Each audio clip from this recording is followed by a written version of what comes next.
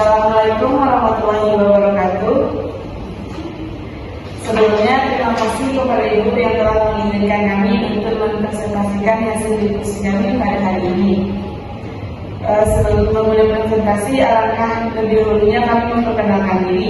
Saya Ewa Kumata sebagai moderator.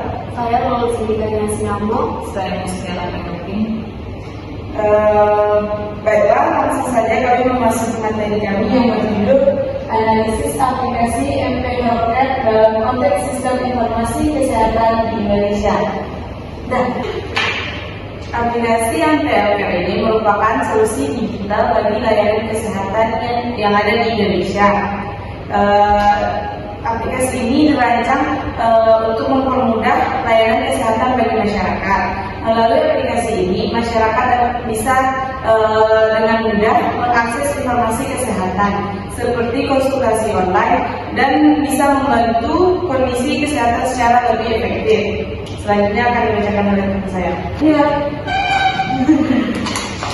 Baiklah, di sini saya akan menjelaskan analisis fitur dan fungsi aplikasi MP Healthcare. Yang pertama ada pendaftaran umum atau BPJS. Fungsinya itu memungkinkan pasien mendaftarkan secara daring untuk layanan rawat jalan baik sebagai pasien umum maupun peserta BPJS Kesehatan.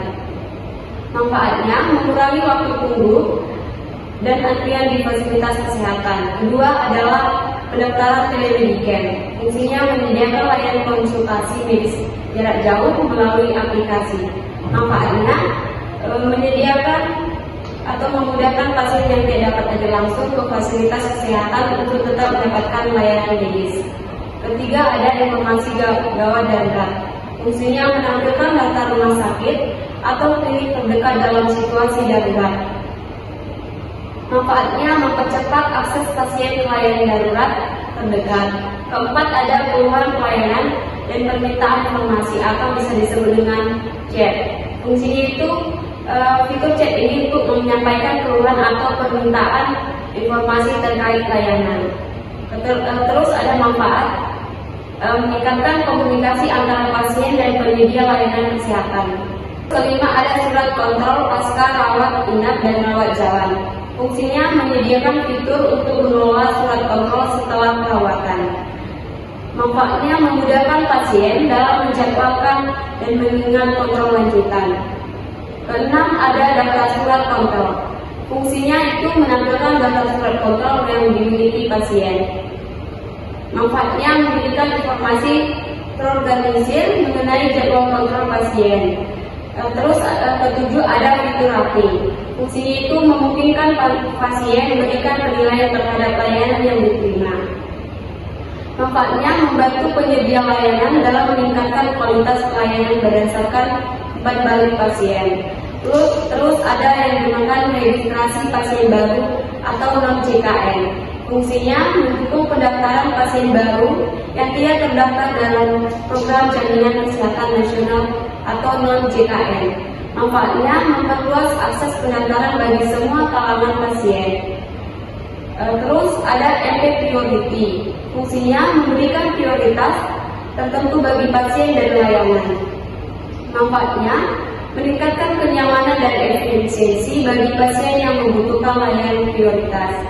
Terus yang terakhir ada hasil laboratorium dan radiologi. Fungsinya menyediakan akses hasil pemeriksaan laboratorium dan radiologi secara langsung melalui aplikasi. Manfaatnya memudahkan pasien dalam memantau hasil pemeriksaan tanpa harus datang ke fasilitas kesehatan. Selanjutnya ada fasilitas kesehatan yang tergabung dalam MP Healthcare.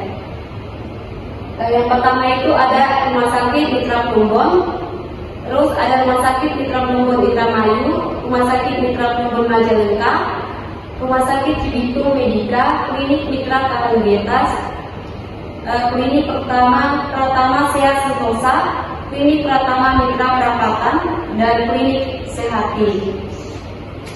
Di sini ada tantangan dalam implementasi aplikasi MP Healthcare. Yang pertama itu ada keamanan dan privasi data. Banyak aplikasi MP Health membutuhkan data sensitif pengguna. Penelitian menunjukkan bahwa beberapa aplikasi memiliki kebijakan privasi yang tidak lengkap, izin aplikasi yang berbahaya, dan penanganan data yang tidak aman, yang dapat membahayakan privasi pengguna. Terus ada kesenjangan infrastruktur dan akses teknologi. Di Indonesia, kesenjangan akses teknologi menjadi tantangan utama.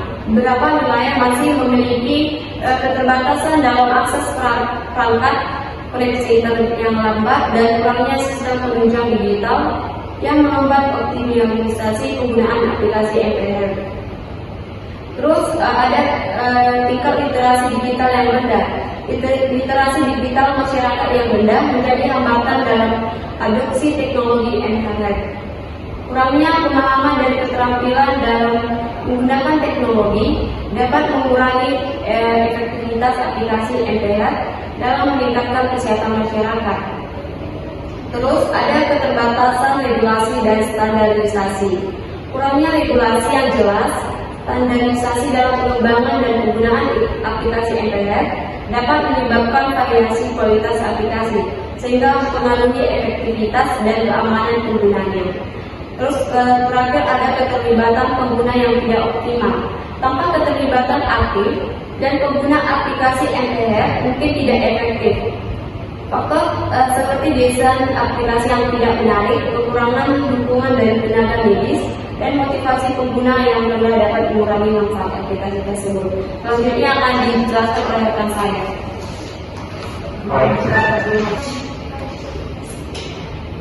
Baik, saya akan melanjutkan materi selanjutnya tentang aspek sistem informasi dalam aplikasi MPHK. Yang pertama itu adalah keamanan dan data privasi. Aspek keamanan informasi seperti kerahasiaan, integritas, dan ketersediaan ini sangat penting untuk aplikasi MPHK. Yang kedua ada interoperabilitas sistem. Interoperabilitas antar sistem informasi kesehatan memungkinkan pertukaran data yang efisien antara berbagai fasilitas kesehatan. Kurangnya interoperabilitas dapat menghambat kualitas dan efisien operasional. Relevansi dengan materi mata kuliah sistem informasi. Yang pertama itu ada interoperabilitas. Interoperabilitas dalam sistem informasi merujuk pada kemampuan berbagai sistem dan organisasi untuk bertukar dan menggunakan informasi secara efektif. MPHK mendukung terintegrasi dengan sistem rumah sakit, laboratorium, apotik, atau BPJS. Yang kedua menggunakan standar seperti HL7 atau PHIR untuk pertukaran data. Yang ketiga memungkinkan dokter dan tenaga kesehatan mengakses riwayat pasien dari berbagai sumber. Contoh, jika seseorang pasien terpindah rumah sakit, data medisnya tetap dapat diakses karena tersimpan secara terpusat dan terintegrasi. Yang kedua ada keamanan sistem informasi. Dalam sistem informasi kesehatan, keamanan data sangat penting karena menyangkut data pribadi dan rekam medis pasien. MPHK harus menerapkan autentikasi penggunaan, misalnya login dengan OTP atau biometrik. Yang kedua, enkripsi data saat pengiriman dan penyimpanan. Ketiga, ada kontrol akses berbasis peran agar hanya pihak yang berwenang dapat mengakses data yang sensitif. Yang ketiga, ada kepatuhan ada regulasi seperti Undang-Undang Perlindungan Data Pribadi atau Undang-Undang UU PDP dan standar IOS 27001. Sistem pendukung keputusan SPK. Salah satu fitur penting dalam sistem informasi kesehatan adalah SPK yang membantu tenaga medis membuat keputusan klinis berbasis data. MPHK dapat menyediakan yang pertama rekomendasi diagnosis awal berdasarkan gejala yang dimasukkan. Yang kedua peringatan interaksi obat saat dokter meresepkan obat tertentu. Yang ketiga analisis prediktif untuk mengidentifikasi risiko penyakit kronis. Contohnya itu memberikan peringatan otomatis jika pasien dengan riwayat diabetes mendapatkan resep obat yang dapat meningkatkan kadar gula darah.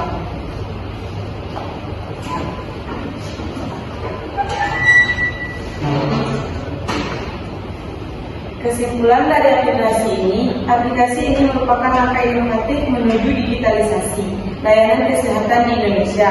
Namun keberhasilannya sangat bergantung pada peningkatan keamanan data, regulasi, serta peluang peningkatan literasi digital dan infrastruktur.